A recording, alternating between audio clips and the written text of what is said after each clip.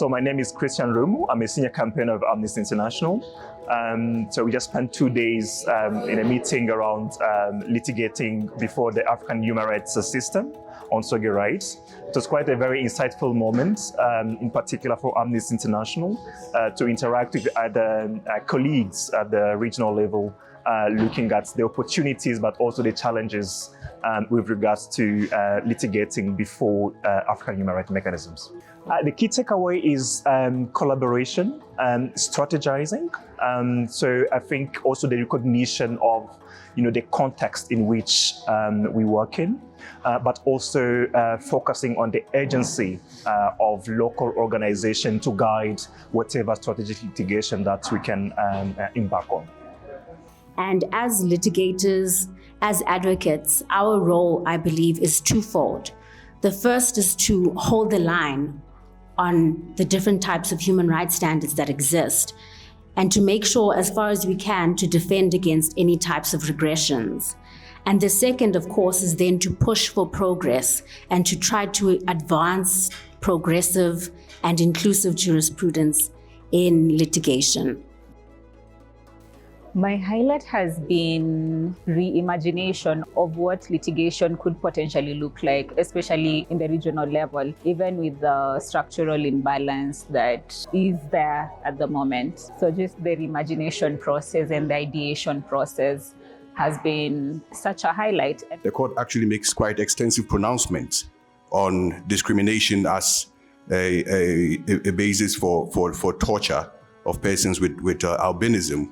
And the essential fact that the state inaction to investigate makes the state, if you like, responsible for the violation that those individuals have suffered.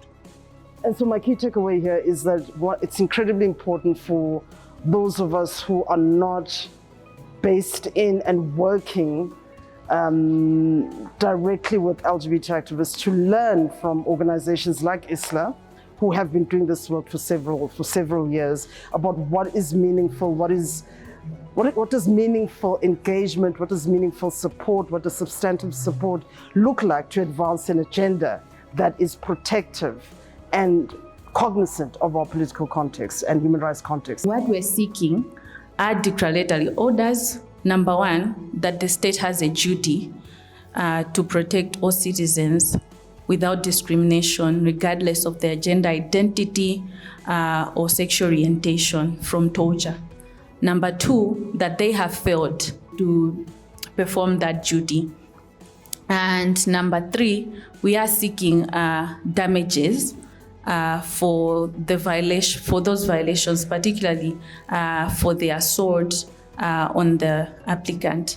So we've just had a 2-day strategic engagement meeting that went really, really well. I think the major takeaway for me was how important framing is towards strategic litigation on SOGIE issues, and the fact that we have to take into account country contexts in litigating. That's a very important aspect of the strategic framework for litigation. So that was one of the major takeaways, but also it reminded me of how important international human rights law and international treaties and the norms and standards that have been set by international treaty bodies are towards litigation. They are a potent tool that we can use, but also we are reminded that those same tools can be used by other actors to undermine the human rights work that we want to do. So, so to speak, the meeting has kind of energized us to now be able to use those instruments and those mechanisms a bit more effectively,